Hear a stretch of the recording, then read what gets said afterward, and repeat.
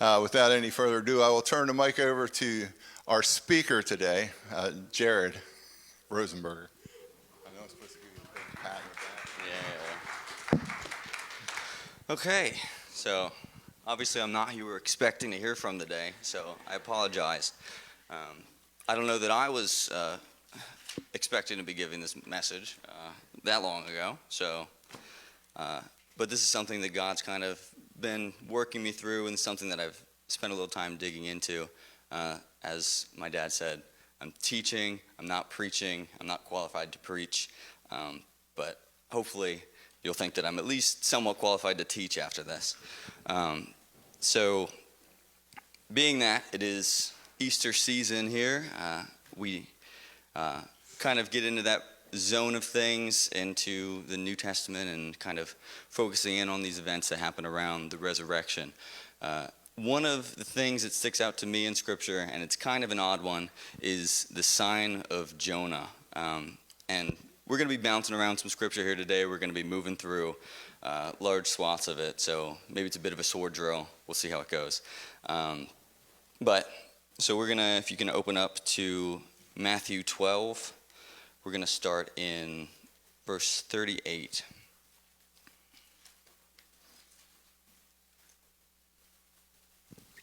Okay. So this is 38 to 41. Then some of the scribes and Pharisees said to him, "Teacher, we want to see a sign attesting miracles from you, proving that you are who you claim to be." But he replied and said to them, "An evil and adulterous generation craves and demands miraculous signs, but no sign will be given to them except the sign of the prophet Jonah. For just as Jonah was 3 days and 3 nights in the belly of the sea monster, so will the Son of Man be 3 days and 3 nights in the heart of the earth. The men of Nineveh will stand up as judgment against this generation and will condemn it because they repented at the preaching of Jonah. And now something greater than Jonah is here." So this isn't probably the typical resurrection kind of go-to here, but whenever you come across it, you kind of get the point immediately what's going on here. So the questions that I have as going through this is, what is the sign of Jonah? And it's pretty clear in the text that Jonah was 3 days and 3 nights in the belly of the sea monster. And then what is the sign for? It's to prove that Jesus is who he claims to be. And who did Jesus claim to be but the Messiah? And at the time, there would have been varying types of what they were expecting the Messiah to be whenever he got there. There was a few things floating around. So the Messiah, in particular, that he is God himself. So in the verses leading up to this section of text, in like 22 and 23, we see that Jesus heals a blind, mute, demon-possessed man so that he can now speak and see. And I'm sure that if you put blind, mute, and demon-possessed in a WebMD, you'd probably not end up on a good side of the symptoms there. And I know Google would tell you the same thing as if you're getting a cough. You've got about 24 hours. But Jesus is the one who brings life into the situation. He ultimately performs this miracle in front of the people. He shows them the power that he has, and the Pharisees then kind of step in and begin to do as they often do and claim that Jesus cannot be the Messiah. And with that, they ask, so the same group of people now with the Pharisees mixed in, who all just saw this miraculous healing, ask Jesus for a sign that he's sent by God. And it might strike us as kind of a silly thing that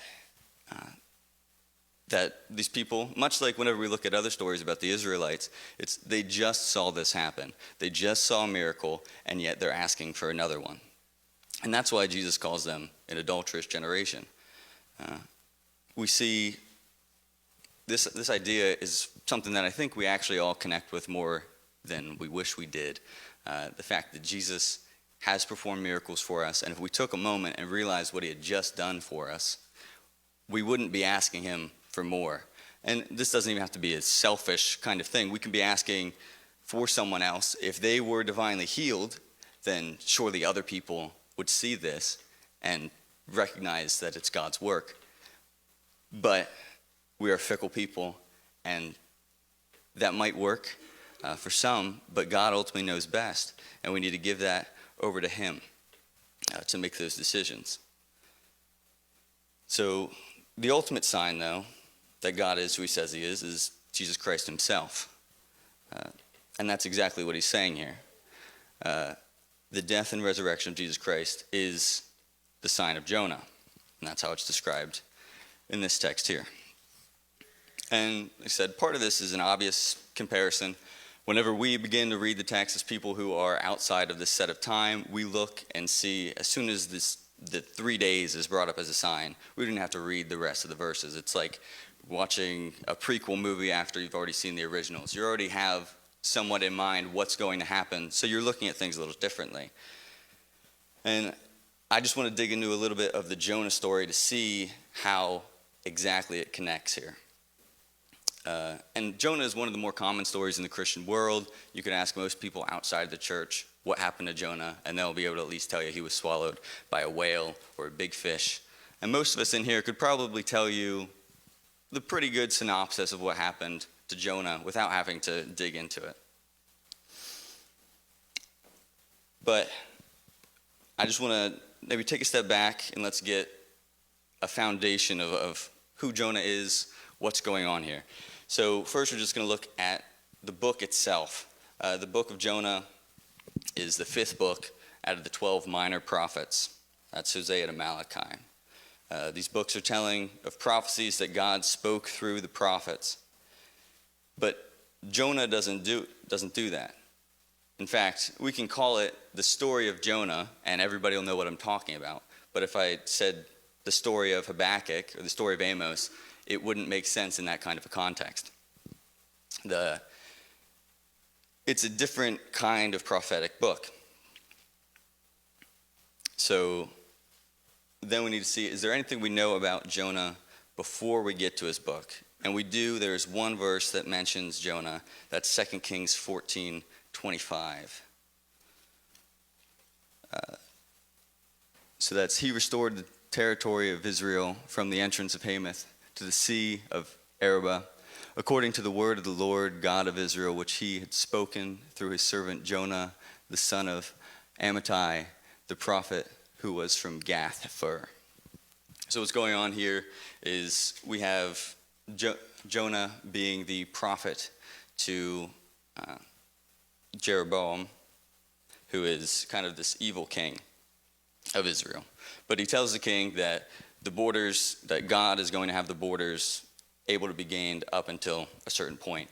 And even though he's an evil king, he does this and is able to do it. So there's a couple things we learn about Jonah here. It's number one, he's a prophet, and 2, that his prophecies come true.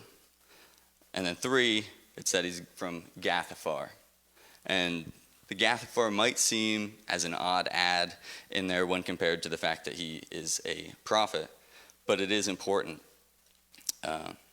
We have in John 1:43, we get this idea of, can anything good come out of Nazareth?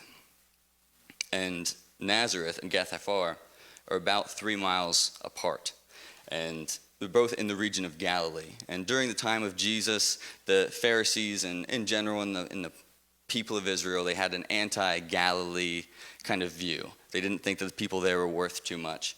And we can see this again more distinctly in John 7:52, and as the Pharisees try to discredit Jesus by saying, "Search and look, for no prophet has arisen out of Galilee."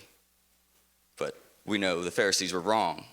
There's actually just 2, and that is Jonah and, of course, Jesus. So Jonah is a foreshadowing of Jesus, as much of the Old Testament is pointing towards the person of Jesus himself. Multiple characters in the Old Testament are done this way, and they ultimately tell us about a characteristic of Jesus before anybody knew who the Messiah was going to be. But they give us small glimpses into his characteristics. These people, some of the bigger ones that could probably be each individual lessons. You have Moses, who brings the law. He mediates between God and man. And Moses is, of course, the son of Pharaoh. And Pharaoh was a god in their culture. And that makes Moses, in some way, the son of God.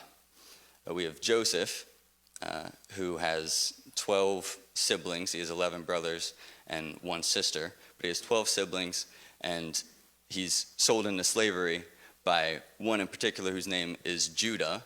And whenever we look in the New Testament, we see that Jesus is sold out by Judas, which is just the Greek version of Judah.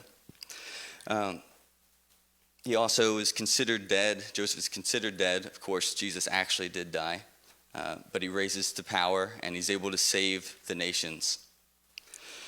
David was a good king, the good shepherd, and he was anointed, although in some way he was the unexpected choice. So whenever we have Moses, Joseph, and David, these are all characters that have importance to the Jewish society. That is truly how their history plays out. These are the key figures. So again, Jonah is a bit of an odd ad. But before we get too far, I do want to make it clear that Jonah is a type of Jesus, the same way these characters are. It doesn't mean that their shortfallings reflect on Jesus' character, but it points us to the fact that we need more than these Old Testament characters. And the sign of Jonah couldn't be something fulfilled by the fact that Jonah was in the whale. That's not enough. There has to be more, and that's why it is the ultimate sign of the Messiah. So we've talked about it enough. Let's go ahead and jump into Jonah. We'll be making our way through chapters 1 and 2 here. And I'm going to point out some things in the text itself. Again, this is something we've all been through. We've all heard this story.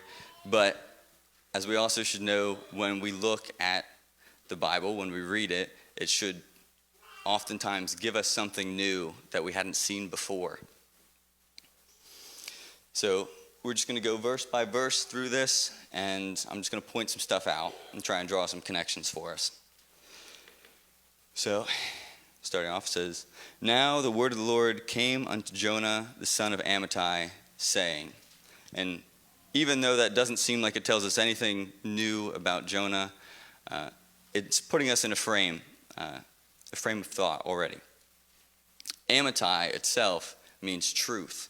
So Jonah is the son of truth, the same way that God is truth, and Jesus is the Son of God. So we should already, in seeing that, and in the original Hebrew, they would have made these connections more easily than we can. But that's what we're going to go through and try and point out some of these words that we might have passed over. Verse 2, "Go to Nineveh, that great city, and proclaim judgment against it, for their wickedness has come up before me." And in the King James, it starts off, "Arise, go to Nineveh." And arise is a key word in there, because we'll begin to see this call. As even in our own frame of thought, we think that higher up is closer to heaven, it's closer to God. And we think that lower is getting further away from God, or closer to the grave, closer to hell. And we do also see that Nineveh is called the great city. Great is a word that pops up in the Hebrew a lot through Jonah's writing. This is, in Hebrew, Gedul or Gedulah, both very similar words that in particular is in Jonah's writing. It is his favorite way to describe anything and everything. So in verse 3, read the King James here. It says, "But Jonah rose up." We can even pause there. So we see he's called to arise and go to Nineveh. And Jonah, in turn, rises up. So we're supposed to think as readers that he's doing the right thing. It's a bit of a twist here because we know where this is going. But it's to point us towards the fact that Jonah is rising up. It's kind of, I picture it as like when you tell a kid to They get up and make your bed, and they get up, and you think they're going to listen, and then they walk right by you. That's kind of how I visualize it. It's like God sees him rise up. He's like, all right, he's doing it, but then he runs away.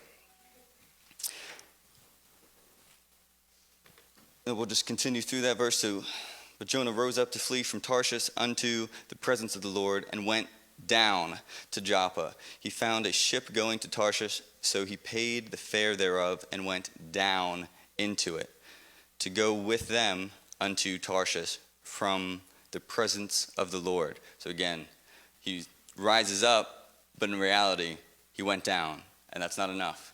He goes down again.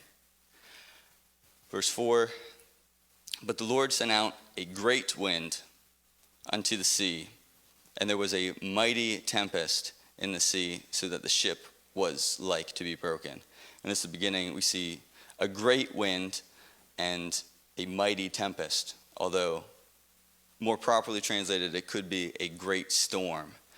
Now, the translators will sometimes try and vary it to make it more interesting, because that's how they would assume that it was read. But the fact that great is repeated so many times, again, this is a Jonah distinct type of language. So now we will go on to verse 5. The mariners were afraid and cried every man unto his God, and cast forth the wares that were on the ship into the sea to lighten it of them. But Jonah was gone down into the sides of the ship, and he lay and was fast asleep. So again, Jonah goes down. He was called to arise, and he goes down. And he, in fact, he has gone so far down that he now has even gone down for a nap. Jonah is probably more sleeping here to hide his guilt. Think about when we're shameful, when we're running from things, running from our convictions. Rest is sometimes all you think that you can do just to get through it. But normally, when you're resting in those kind of a situation, it's not a restful sleep. And in verse 6, see, so the captain came up to get him and said, how can you stay asleep?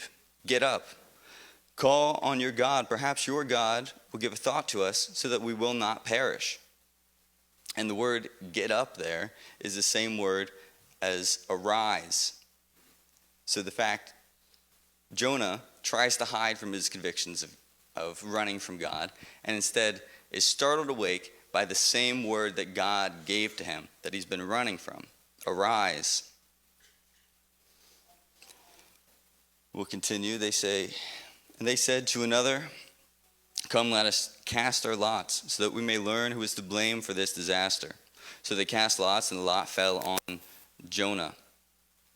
So they ask him to call on his God, but they treat his God as one of many options. So we're just roll the dice. Any of our gods is going to be the powerful enough to fix this.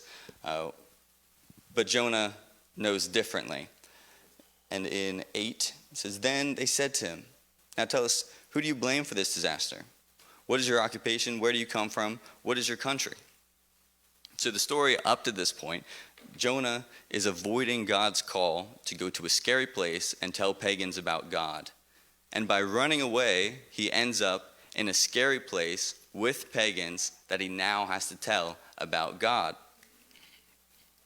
So he says to them, I am a Hebrew, and I reverently fear and worship the Lord, the God of heaven, who made the sea and the dry land. And the men became extremely frightened and said to him, how could you do this? For the men knew that he was running from the presence of the Lord because he had told them. Again, extremely there, or exceedingly, is the word great. They're greatly frightened.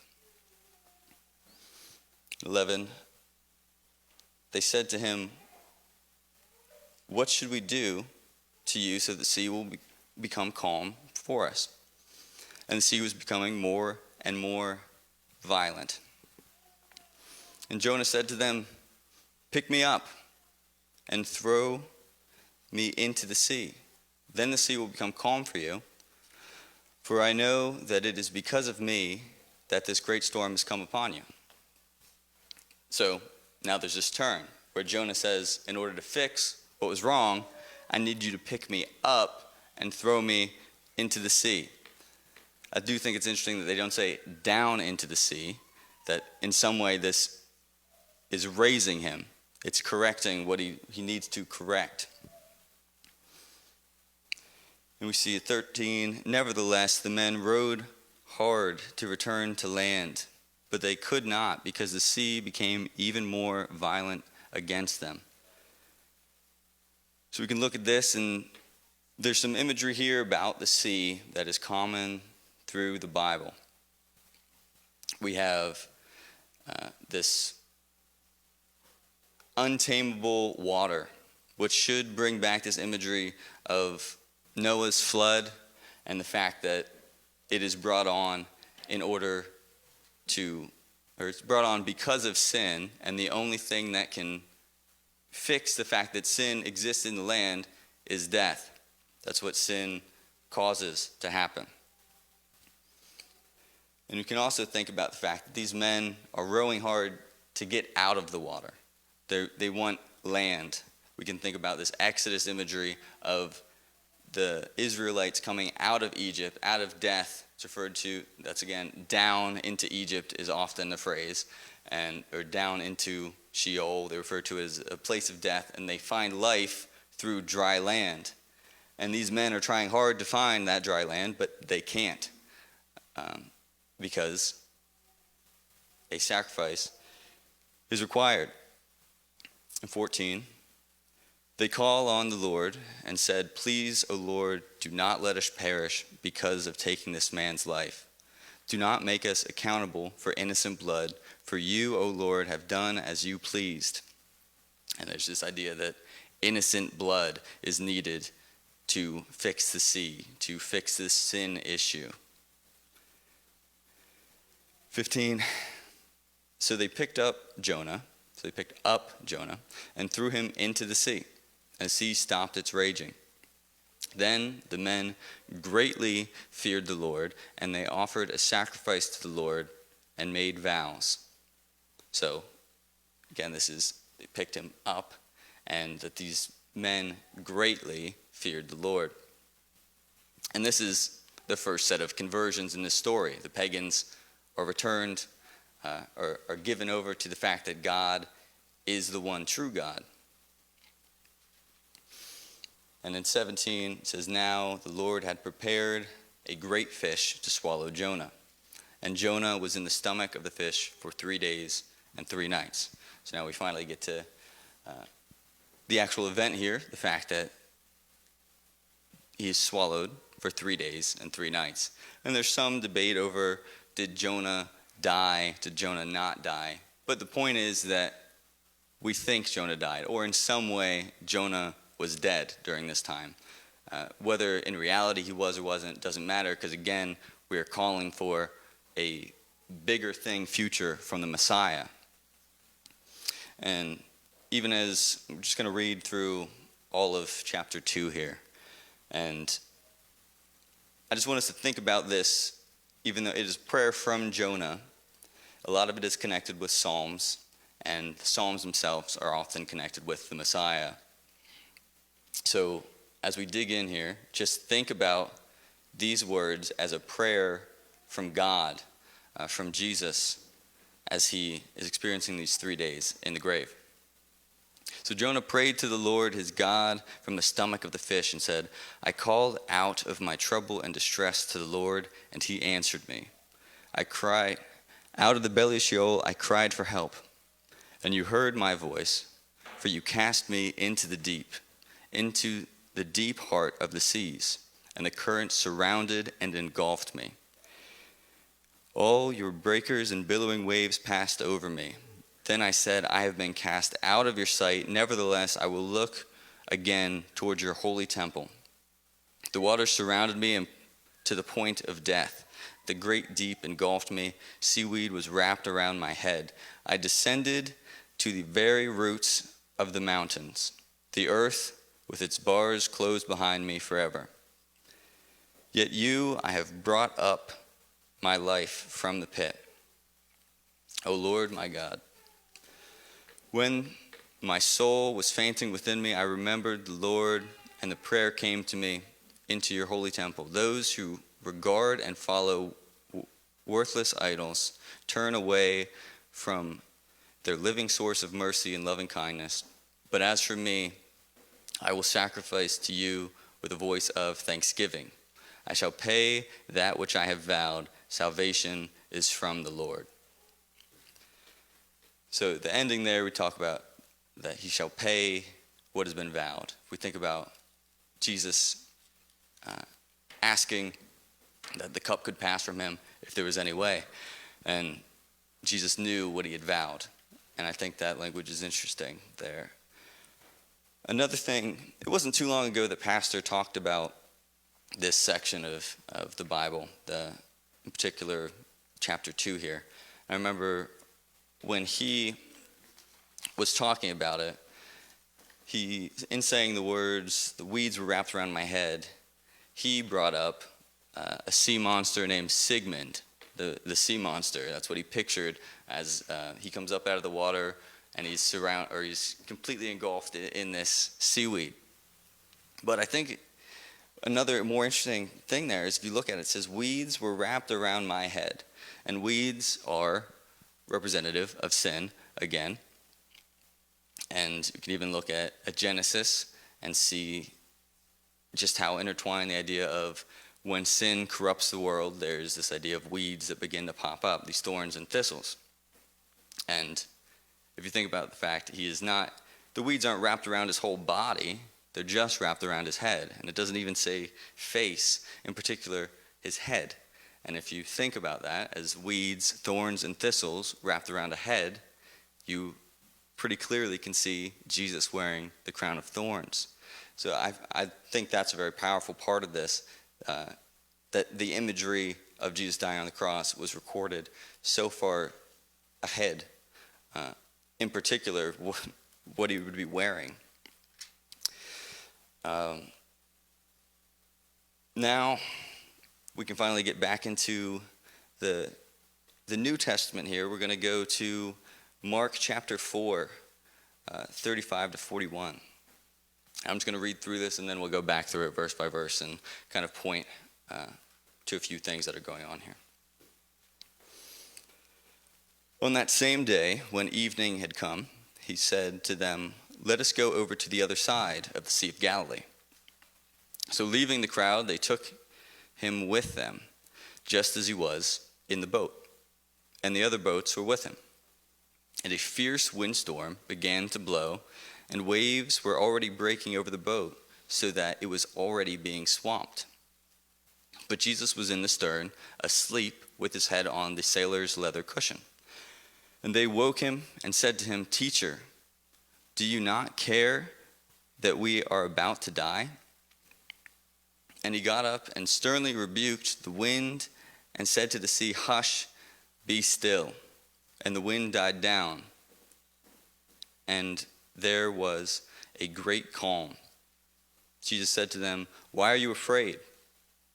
Do you still have no faith and confidence in me?" They were filled with a great fear and said to each other, "Who then is this, that even the wind and the sea obey him?" So Mark, as a book, is filled with Exodus imagery and Old Testament imagery. Even beginning when we all kind of have this vernacular, we say the Sea of Galilee, but in reality, it's not a sea, it's a lake. But to the people of Israel, it is a representative of the Red Sea, of being able to cross through that. So we see them here crossing the sea. And in 36, it says that they took him.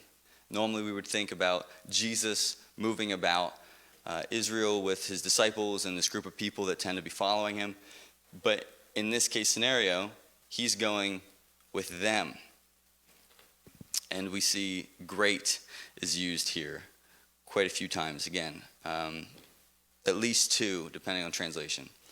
So this great should point us towards the one who used great as most of their adjectives for things. And that, of course, is Jonah. We see in 38, He's in the stern. And the word there is similar to the steersman, so that God is in control. And even the cushion itself is where the steersman, the one who controls the boat, would rest his head. So we see that God is fully in control of the situation. And again, the person here is asleep. But Jesus is not sleeping because he's running from anything in this case scenario. He is instead sleeping because he has a confidence in God. He has a confidence in his control of the events. And then this carries forward through his life, even when he has control in Gethsemane or on the cross, where he's the one that gives up his life. It can't be taken from him. They also say in here, "Teacher, do you not care that we are perishing?" And we might see this and think that the disciples themselves are, maybe questioning Jesus in this question, that it's a negative thing that they're asking this. But the way it's phrased, again in Greek, implies a positive answer, that they are expecting a good thing to be in response to this. And perishing, the word perishing there can also be destroyed. So the ship is almost being destroyed. And then we see in verse 39, that's where we see great being used, and we see great in 41. So as we look at these two stories, we see quite a few similarities. There's a man from Galilee who's being taken on a ship. Again, Jesus isn't going and they're following. He's being taken on the ship with a group of other people. And while on the ship, the character goes down and goes to sleep. We should also bring up the fact that both of these stories involve experienced fishermen who wouldn't have gone out to sea if they knew a storm was coming. And that's why they end up with such a sense of fear. It's because these storms came out of nowhere. No one but God could have made such a storm. They also have that these individuals are then rebuked to help. Along with these story types, we also have the words that are the same. We see go with them. We see the Lord hurled a great wind in Jonah 4. And in verse 37, we actually see, again, in the King James, it says, "And there arose a great storm of wind." And there arose in Greek literature, whenever there's an action, but it's not taken by anyone in particular, that action is then implied to have been done by God. So we also see that it says, "So we will not perish," which is in both of these stories as well, this idea of perishing. So the lesson in the Mark account is actually the same as it is in the Jonah. The people on the boat learn who God is just by a storm being calmed. We see that in Mark, it is left up to being God doing the action, but we see that Jesus is the one who speaks it. He's the one that brings forth the action in a way, and God is also at play in the action. We see in Jonah that God is the one who calms the sea. We see that in this story, Jesus is the fulfillment of the type that Jonah creates as a man. And then he is also the Lord that rescues Jonah from the sea as God. This is who Jesus says he is. He is God. And this is proven by his death, the sign of Jonah, 3 days and 3 nights in the heart of the earth. A lot of what this is about, and the way that I try to read the Bible, is that all of these things connect. It's all pushing the story to the point to say that Jesus is the Messiah and he is God. That's what the whole thing's about. Sometimes we forget that in the Old Testament when we go through it and we're not connecting these ideas. But the New Testament writers wanted to point the people around them back to these concepts. The fact that they have been expecting this character. It's not, although in some way he's like David, that he is the unexpected choice, this is who has been the point of all of history. And I just want to encourage us that as we read the Bible, and we should read the Bible, just to look at those smaller points. Sometimes we skim over, even if it's a name of a place that we don't know. Sometimes, if those things pop out to you, there's a reason, and you need to dig deeper, because there's always more in this text.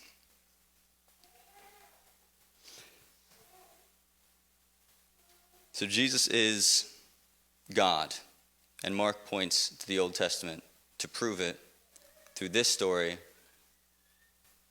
leading us up to the fact that Jesus will spend 3 days in the grave.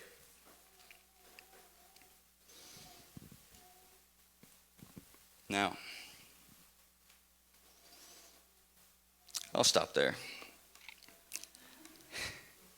All right, stand with me.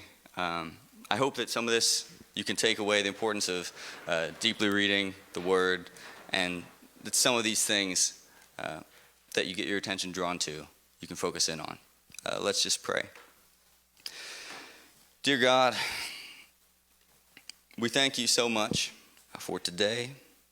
We thank you for just sending Jesus and for the resurrection. We ask that as we look at the resurrection, you point us to the fact that you are the miracle that we've been waiting on. I ask that you refresh Pastor in this time, and ask that you give us all a filling of your Spirit for this week ahead. We thank you for all that you do. Amen.